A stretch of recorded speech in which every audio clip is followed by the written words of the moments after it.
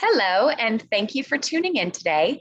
Before we begin, I'd like to go over a few housekeeping items. My name is Elisa Zanola, and I'm head of events for the Fashion Scholarship Fund. As many of us are very familiar with Zoom at this point, there are some great features that we'd like for you to utilize. There's the chat box. Feel free to send comments to the panelists. And there's also the Q&A box. For the questions that you have, please submit them in that Q&A box, and we'll answer as many as possible during the Q&A segment of our session. And now, without further ado, I'd like to introduce our Executive Director, Peter Arnold.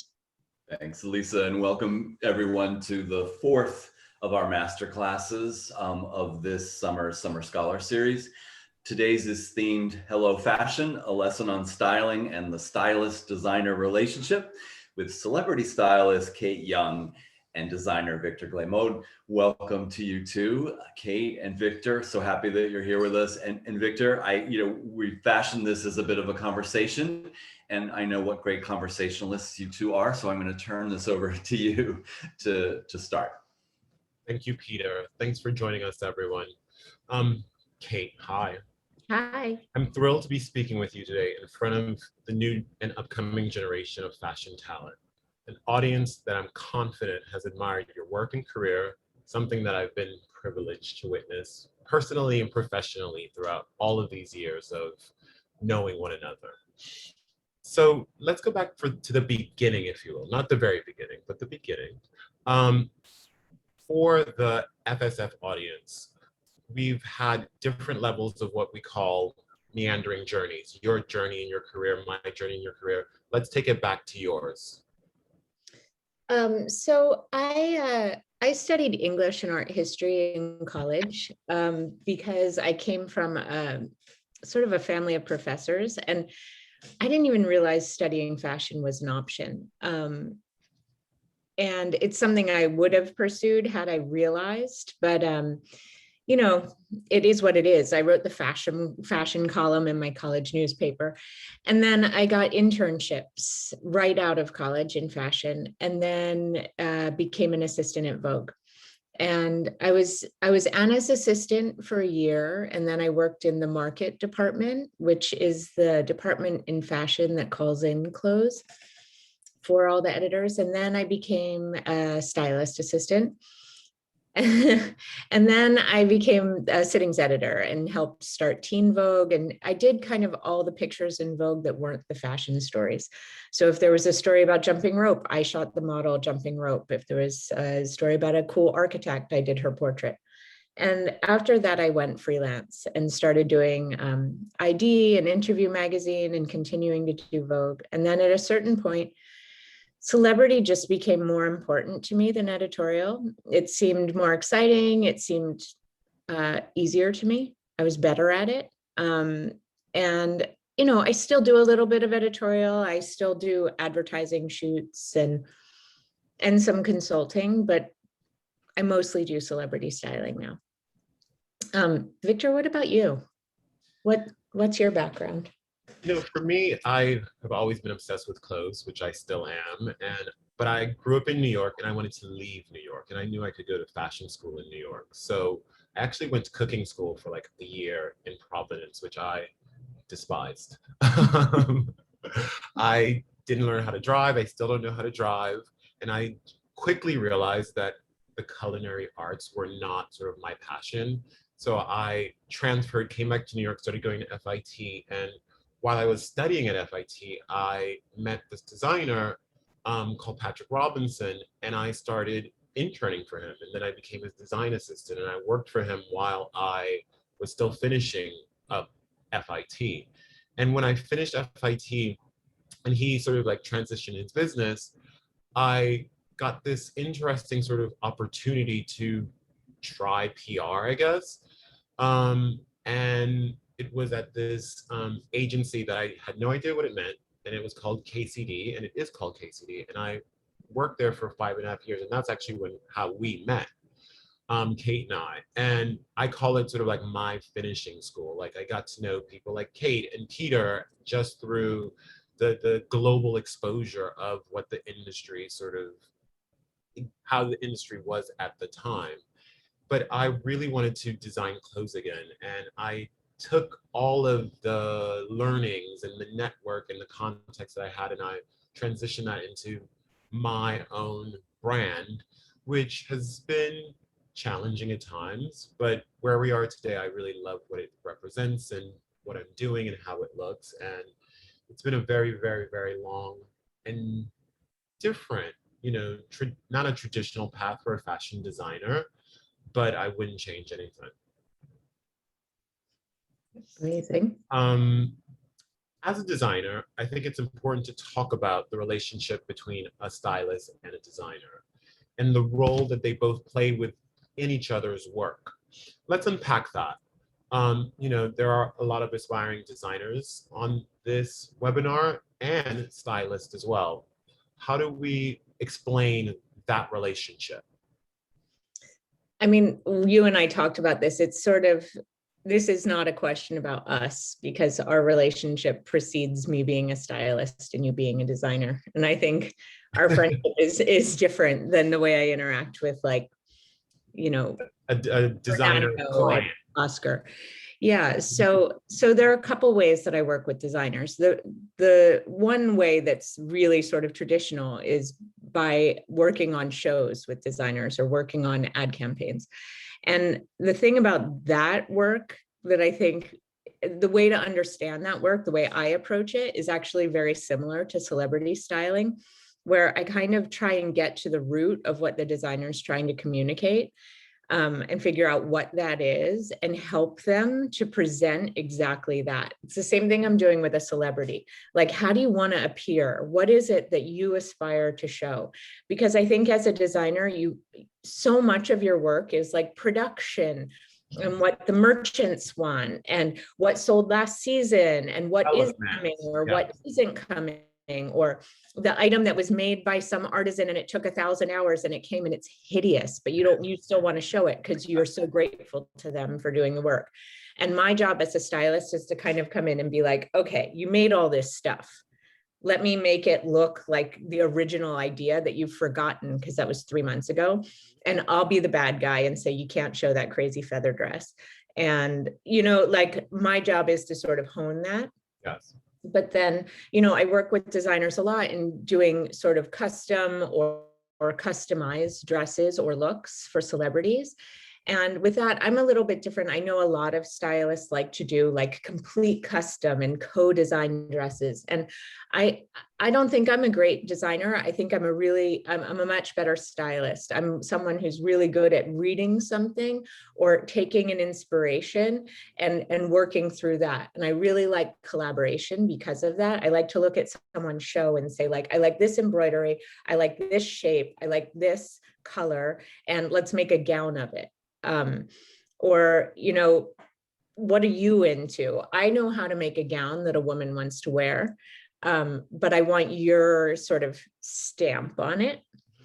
And, I think you and I also talked about this in preparation for this. I think relationships are really the key to this whole industry.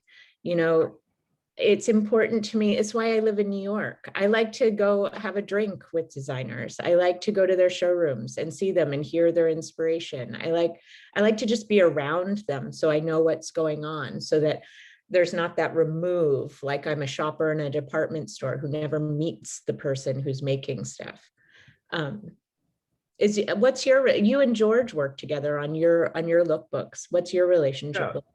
Luckily for me, I work with my friends, and that's a great thing. And there's a trust level there, and I trust their taste, and I trust what they're bringing to the table. That's number one. It's very much about trust. And if you don't like the person's aesthetic and point of view, then you can't really get into what they're bringing to you. And it's really about editing. I think for a designer, there are so many ideas and there are so many voices and things that we have to think about, from the look, the color, the delivery, merchandising, all of these different elements that come into play of a lookbook, a runway show, a shirt, basically. There's a lot of people and opinions that go into it.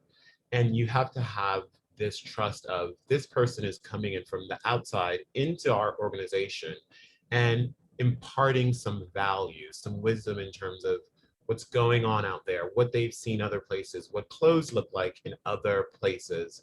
So you can really be a part of the story of fashion and what's happening for that season and for that year. So, you know, it makes sense for your brand, but it also makes sense for what's going on. And that's really important to me because, you know, I don't think about, oh, this is a trending silhouette. It's what I like. It's what I feel that, you know, we've been working on so much and it feels important, but maybe it's not the right shade of pink, or we're over, you know, neutrals and it's onto this. And I think a lot of stylists impart what's going on in the ether and meld it into your brand. And that's why the stylist role, which has been a long-standing one, is now of even more importance, you know? Totally. Yeah. Where do you find inspiration? Personally, professionally? I mean, actually, post-COVID, I'll tell you the thing that's most inspiring is seeing people on the street and seeing people dressed up. Yes. I really missed it. Like coming back to the city and seeing people out, like there was one day that was warm in New York City in like March, and there were all these girls in crop tops and like puffer coats. And I was like, yes, amazing. I really, I mean, art, movies, Instagram, all the same things everybody always says, but I really like to see people. I like people on the subway. I like not necessarily fashionable people either. Like some old lady with a weird color combination walking down Madison Avenue is like the most inspiring thing. What about you? The same, you know, I always, whenever I've done these things or done things with schools, for me, I always say like, know your references. You know, it's really important to understand when we say, you know, Brigitte Bardot, what that means. You know, when you say Bauhaus, what does that mean? All of these references are really important to your understanding of how to break the rules and how to, you know, I was going to say the F word, but how to, you know, play with it. Yeah, I mean, I think that's one thing that's complex about doing both of our jobs is that we have to use words to talk about things that are visual, and knowing your references it's like knowing a language we all share. And if you don't know the references and you miss something, you can totally Absolutely not know what's going on. Yeah, because, you know, this relationship, there's two people, but there's people on your team, there are design members, you know, so it very much is a village of people that are communicating on this language and this visual language. And if the ideation gets confused in any way, it doesn't make any sense in that. Yeah, it's very complex. Yeah. Right now, the world is returning to the office. Well, none of us on this webinar are. There's very much still an element of working remotely, obviously, and there has been a lot less opportunity for in-person internships and entry-level jobs, which I'm sure is very important for the people joining us today. Do you have any advice for a new graduate, for the young professional, what they can be doing at home right now? Yeah, I mean, that's true in my office. I mean, we don't have an intern right now because we just haven't had that many people in. I think that it sounds quite boring, but whenever I get a resume or I'm interviewing someone, I do immediately look at their Instagram. And when I see someone's Instagram and it's just like pictures of them and their friends going out, I'm like, but who are you? Yeah. And I think that if you have time to kill, if you can make an Instagram or even a Pinterest, you know, something that you can put on your resume where I can see what your aesthetic is, where I can see what your point of view is. You know, like Bev, who worked for me the longest of anyone, who's still working with me. When I interviewed her, I was like, oh, she seems cool. She has good experience. And I looked at her Instagram and I was like, oh, she's chic. She's got good taste. Like there's an eye. Yeah, and it was art, it was home stuff, it was travel stuff, it was just like pictures she liked. She took cool pictures. It was like immediately clear to me that she had a very elevated aesthetic. And in an interview, it's not always easy, especially if it's an interview over Zoom. Who knows what somebody really likes? You know, it's really hard to tell. But if you even, keep your private Instagram and put your, party pictures all over that with your friends, but have one that you can put on your resume where I can see what you like. It helps me so much to know if, our aesthetic aligns, or if you have some wacky aesthetic that I really respect, that it's like honed and clear. That's what I would say more than anything. You too, same? It's a part of your resume, your Instagram, HR departments look at it, it is a part of your resume. It very much speaks to you. So absolutely. Yeah. I mean, yeah. I don't know. I mean, and learning your references, watch all the fashion movies, write down anything anybody says in like a review of the show. If you see an artist named, research the artist. You can see so much stuff virtually right now too that wasn't available before. You can really learn a lot. So true. Kind of great. It's so true. So, obviously the past year has been a challenging one, but for many of us, it was also a moment to slow down, refocus on projects we may not have had the time to do. You launched a YouTube channel with much fanfare. Can you talk to us about the inspiration behind that and the future of Hello Fashion? Yeah. So our friend, the title. Yeah, okay. So the reason it's called Hello Fashion is because when I worked in the fashion department at Vogue, that's how I had to answer the phone. So Hello Fashion was like an actual thing I had to say. And I told that story in my office one day pre-COVID when a lot of people were working there, and every password, like the internet, everything is called Hello Fashion. It became a big joke. So when it came time to name the series, it was like quite obvious to me that that was what it was going to be called. But the show came out of our friend Derek became the head of fashion at YouTube a little while ago, and he said launch a YouTube channel, and I was like, I don't have time. I can barely get my nails done. I don't have time to do a television show. And then things slowed down, and during that time I was bored. I missed working, and Andrew, who shoots my show, was in my pod with me. He also lives up here and has kids who are friends with my kids, and he was like, why don't we make a YouTube show? You've been talking about it. And it basically gave me a way to call in dresses and talk about clothes and kind of simulate what I would have been doing during award season anyway. I really like my job. I really like that part of my job. I love fancy dresses and couture and sparkly things. And I just kind of wanted to be around them again. My only work over the past year has really been Zoom talks and consulting and stuff. It's fun. It's enough to keep me busy, but it's not as exciting as having some dress that took, 800 human hours to make. So it was kind of out of boredom. And it was fun. And then, stuff started to open up, and I was like, okay, well, we don't need to shoot in my office anymore with the windows open with 2 people by myself. And let's reassess. So we're taking a break right now. We're going to shoot some more episodes in a couple weeks, but we took a break to just sort of reassess and see what we want it to be now that it's not like COVID confined. Like, there's opportunity for us to leave that room. There's opportunity to change, see what worked. I was just kind of winging it. It was just a way for me to call in dresses and see what people liked and what they responded to. So there's going to be more. Great. Soon. Great. I can't wait. I didn't even know that. That's an exclusive, everyone.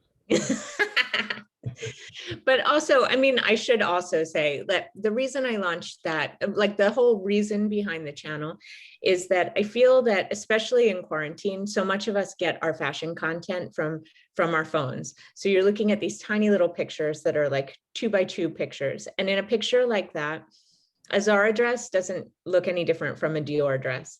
And it's great. If you can only afford the Zara dress, buy the Zara dress and look cute. But I kind of wanted to show the difference. I kind of wanted to take time and sort of the medium to show the difference between a Zara dress and a Dior dress and say like, The it's work not that goes just, into it. yeah, it's not just a label that Yeah. means you can charge thousands of dollars. There's work and these things are complex, you know, and I think red carpet is judged in that way too. It's like these flat pictures and they're so simple and straightforward. And I kind of wanted to show that this is a three-dimensional art, and there's a lot more behind it than just these like simple cut out flat things that you see. And frankly, I had watched a bunch of fashion programming on streaming over lockdown, and I feel like fashion people are always these horrid, catty, campy, mean people. And I'm tired of it. Like, I don't want to be part of that. I want fashion. It's fun. Yep. Like the whole point of this is that it's fun and we get to go cool places and be around pretty things all the time and enjoy it. It's like, it's pure escapism. So I kind of wanted to like embrace that and show like, you don't have to be mean and vicious to be a fashion person.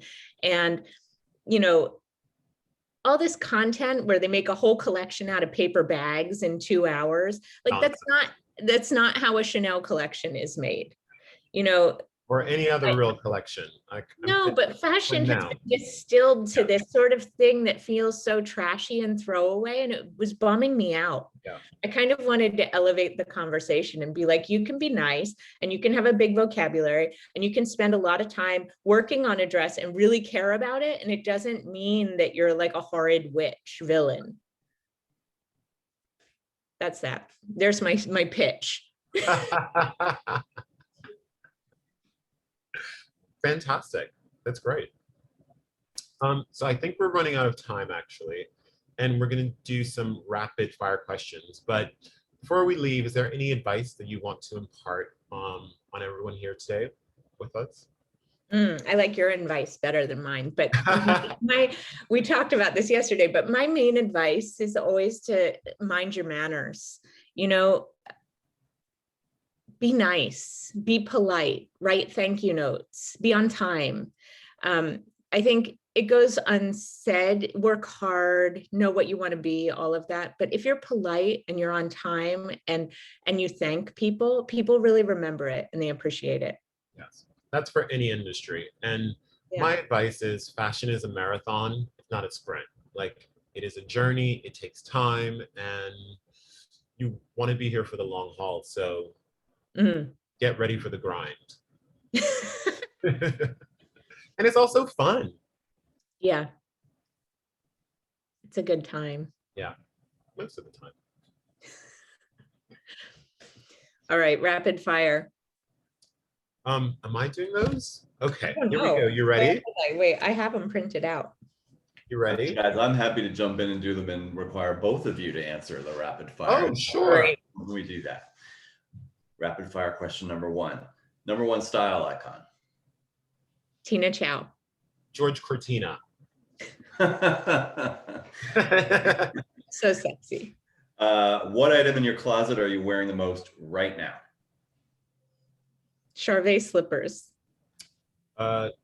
Terry short shorts by Dries Van Noten. That's Printed Terry. It's the problem with Zoom. We only see from the waist up, but okay. Go into my stories. A fashion trend you absolutely hated that you hope doesn't return. Bar tops. Which I guess should I define that? Yes. There's this 90s thing that's going on, which is so great, but I hate like a tricky top with like a flutter sleeve with jeans and a heel. Bar tops. Got it. Victor? I've dressed the same since I was like 13, so I don't follow trends. Good answer.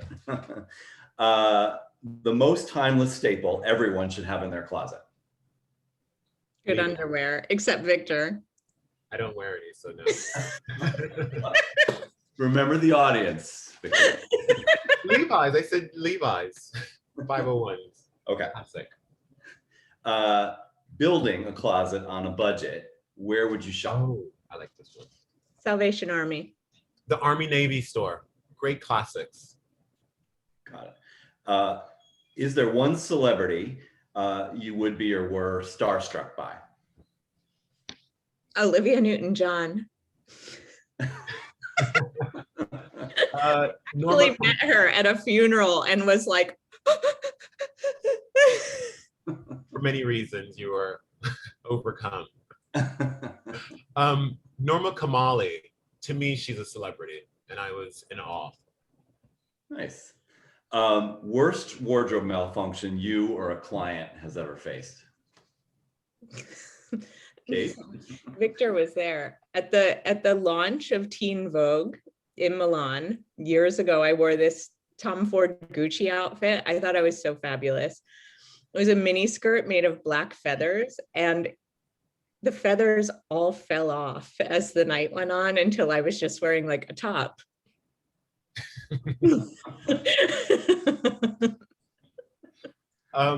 I was having a group show actually with my best friend Camilla, and one of her models fainted, and that was a bit of a problem. That was a big malfunction, actually. That's Very common. scary.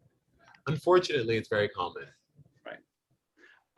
Next rapid fire question. If you could live anywhere in the world outside of New York, where would that be? Rome. Havana, Cuba. Nice. I'm obsessed with your Cuba thing because you can't buy anything in Cuba. And there's no cell service. And there's no internet. It's great. Last rapid fire. Favorite thing about your job? The clothes.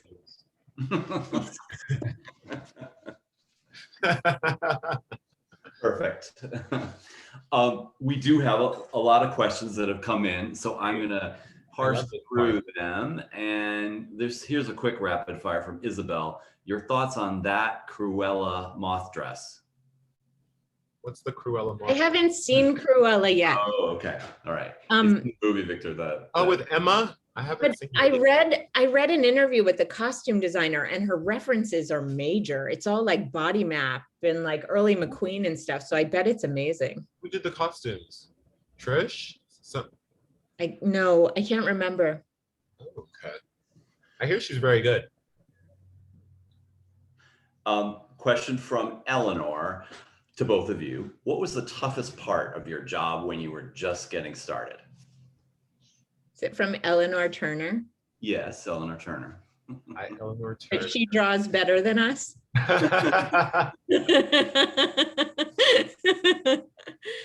The hardest part for me was, being an assistant is really hard.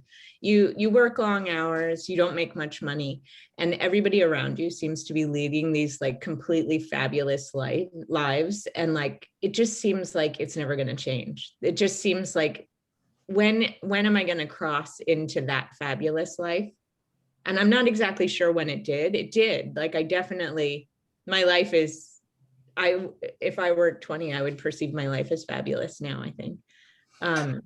But it felt like, when am I going to be like that? Yeah. And how? For me, the hardest part was sort of that work-life balance. Like when I was young, it was all work, work, work. I missed everything that had to do with my family, births, weddings, everything. And you don't get that time back. That's the hardest part, because you're just so dedicated to work, and I just showed up for everything and said yes to everything. And now with my own company, I do the same thing, but it's a different participation level, Got it. This question from Renee for both of you. The fashion industry has really been focused on becoming more inclusive since last summer. How are you each addressing that issue in your own work? I mean, can I talk for Victor? I think Victor's a genius because he's always, if you look at his line, he's always had plus sides.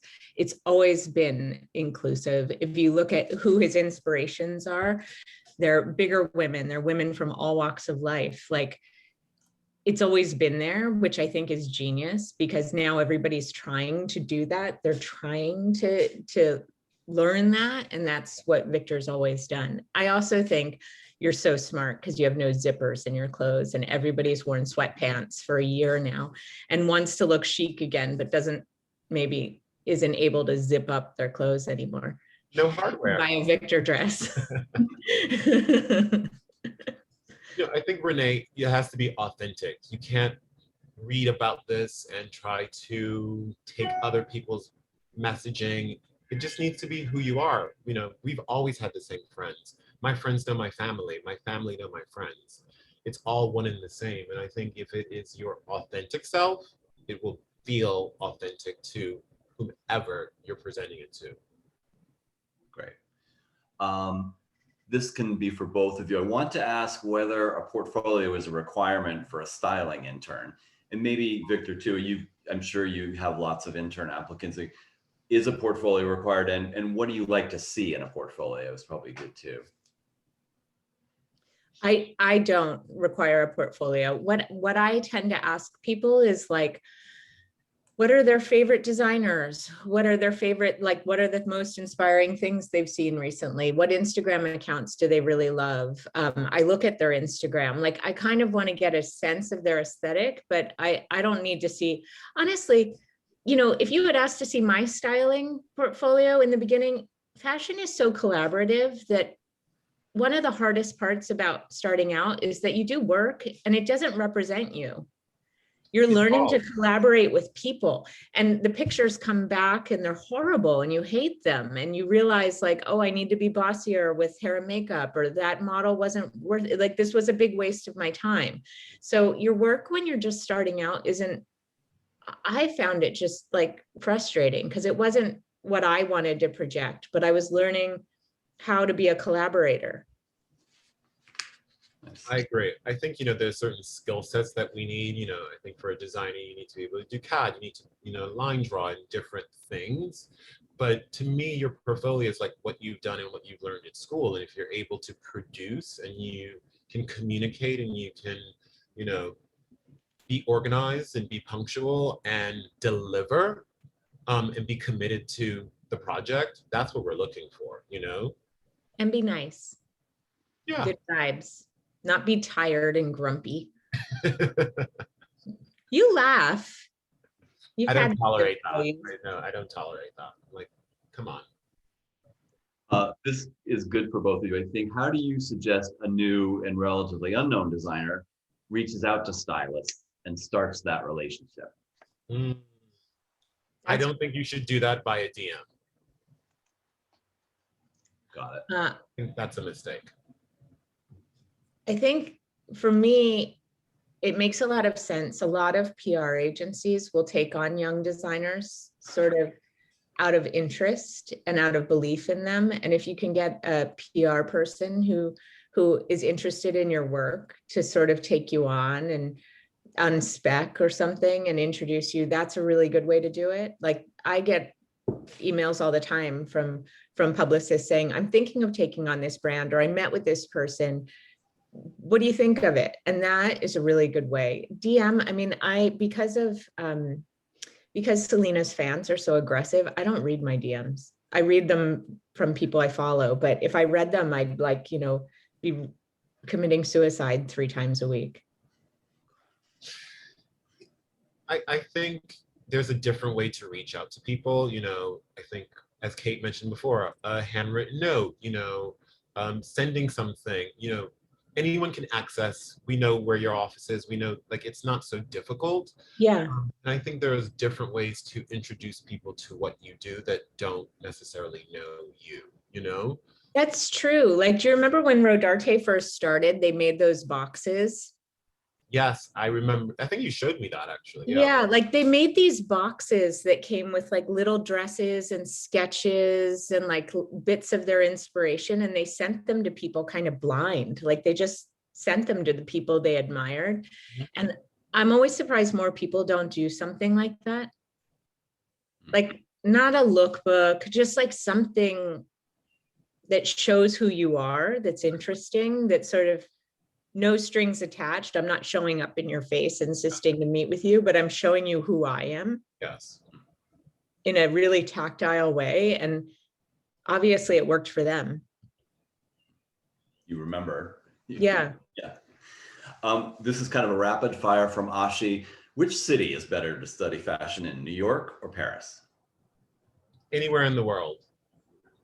Good. You know, I think the difference between New York and Paris is you have access to things. You have, you know, manufacturing, you have fabric, you have trim, you have stores, you know, you have inspiration, you know.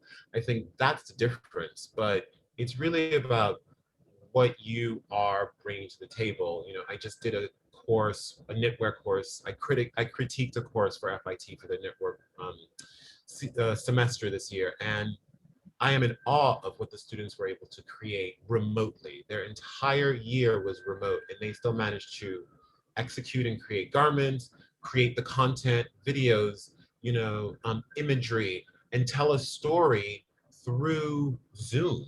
It's very impressive. And people were in Alaska, people were in, you know, Tallahassee, Florida, and some people are in Korea and New York.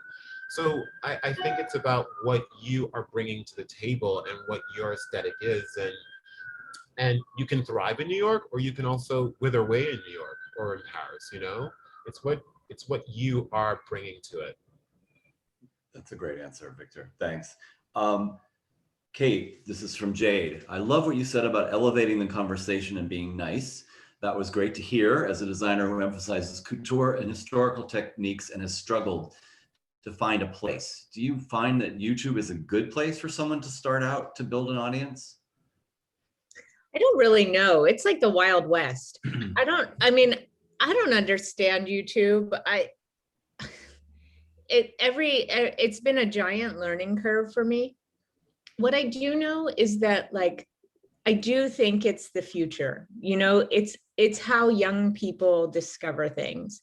And in preparing to do the YouTube series, I started using it more, not just to look up like, you know, how to make something or fix something, but like if I saw something, instead of just Googling it, I would go on YouTube, and you can find a video that explains just about anything. And it's interesting.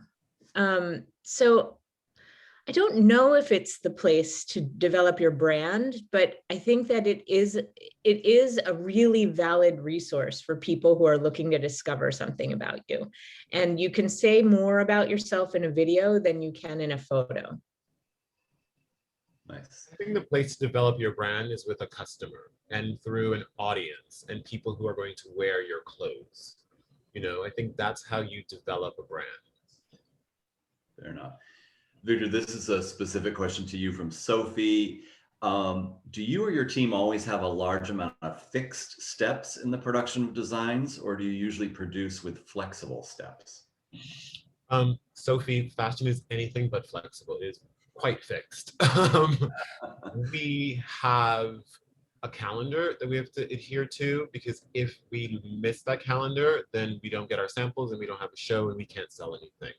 Today, we're having our first production fitting from one factory for my spring 22 show that we do in September. And we developed and designed this collection 2 months ago. And 2 months ago, I was already late. So it is very much fixed. You know, you back into what your delivery dates are. And if market starts on September 13th and we're showing on September 11th, then we go back and align with our production partners when materials are going to be ready, when we can fit. Obviously, we fit on a fit model, when her availability is. All of, you know, fashion, it's a village. It is not your idea of what this is and what it should look like. You know, it is very much a team sport.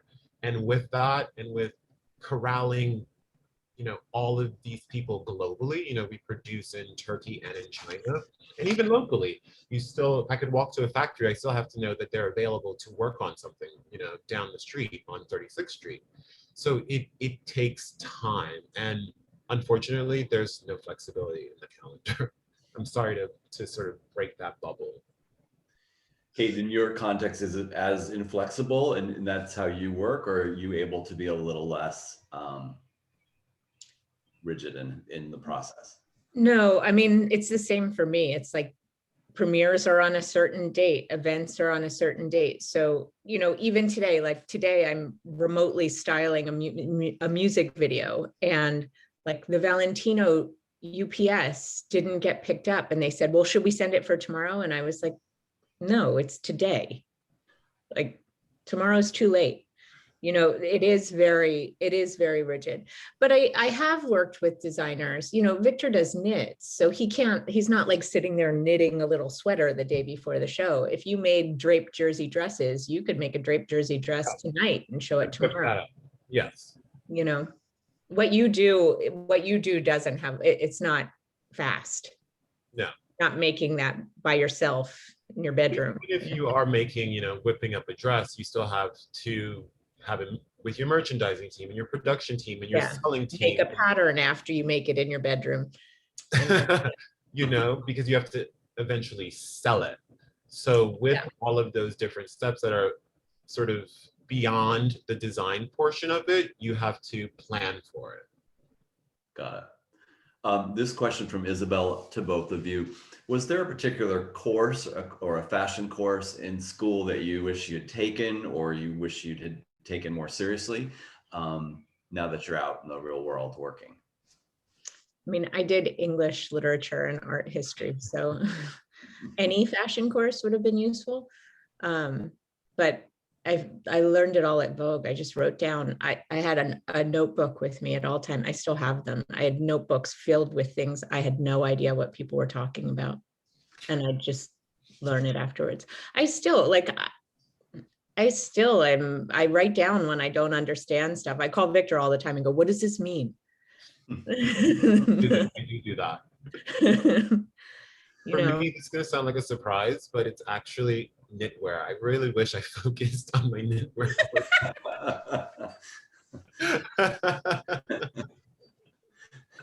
I do not. Not too late, apparently, Victor. I'm learning on the job.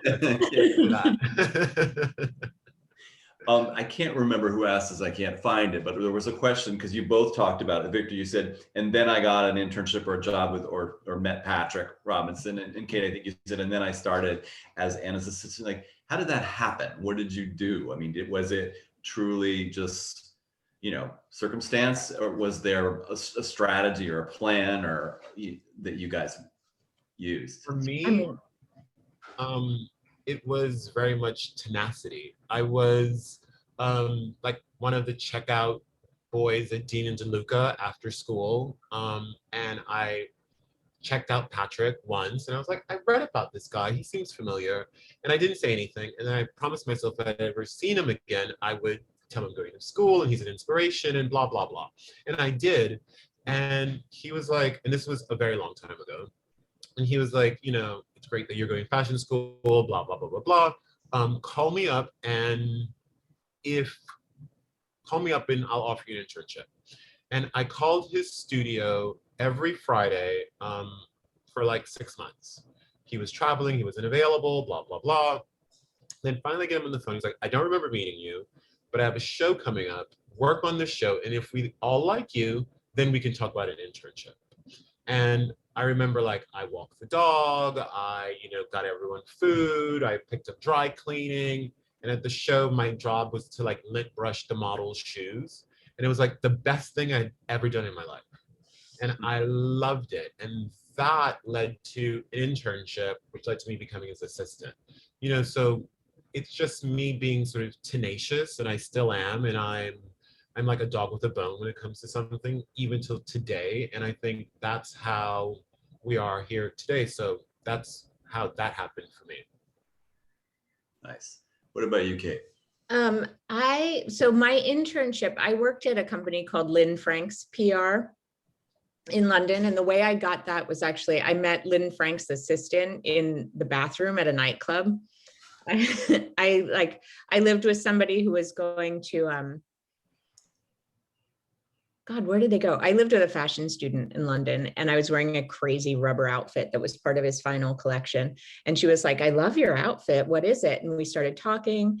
And I said I had just graduated from college. And she was like, oh, well, we need interns, and gave me her number. And I got an internship there. And then I wanted to move back to New York. So when I was a kid, the art director at Glamour's son was my friend. We went to school together. So I sent her an email and said, I'm moving back to New York. I haven't lived in the US in, 3 or 4 years at that point. Would you mind having a coffee with me and just like tell me who to send my resumes to and stuff? So we actually had lunch, and then she took me to the human resource department at Condé Nast, and they took me to Vogue, and I met Anna, and I like had a job at the end of the day. But Anna knew Lynn Franks and like knew where I had been working. She knew the college that I went to. Like my timing, it was a lot of good timing too. It was just luck. I happened to be in the right place at the right time. I had a horrific Madonna English accent at the time, which I think appealed to her probably. She's English. She liked that I had gone to college in England. It was like the right things. I kind of checked the right boxes in that moment. I had spent all my graduation money on a chic Gucci outfit, and I think she liked that. Okay, so happenstance and tenacity, some combination of the two. One last question, guys, for both of you, and it's kind of forward-looking. Kate, you talked about what's up next a little bit for Hello Fashion. Can you share what else you're working on currently? And literally right now, I'm shooting a music video, and the images are coming in while I'm talking to you. And then let's see, Black Widow is coming out this week, so I'm dressing Rachel Weisz. The next Suicide Squad's coming out next month, so I'm working with Margot on that. I have a new collection for Tura, my eyewear company. Amazing. So it's starting to just get normal again. Movie premieres. Nice. Venice. Good to hear. Yeah, Victor, it's nice. What's next for you, Victor? Spring, which we're starting to fit now. My second Fitbit collaboration comes out. I did bands with Fitbit. Comes out in August. I have another sort of big collaboration coming out in September, and then a couple of things at the beginning of 2022 in different categories. Very busy, but he's not telling anything. Categories, different spaces, and it's all secret. Your NDAs have been signed, but I'm having fun. Okay. More importantly. Good. And it sounds like for both of you, a lot is happening and about to happen. So congrats to you both. Thanks you guys for such a friendly and engaging and thoughtful conversation. We really appreciate it. Everybody who tuned in, and then this will be recorded, and there are many other students who weren't able to be on that will be watching. So very grateful to you both for your time today. Thank you so much. Honor. Thank you. Thank you. Bye, Kate. Bye. Bye. Thanks. Bye.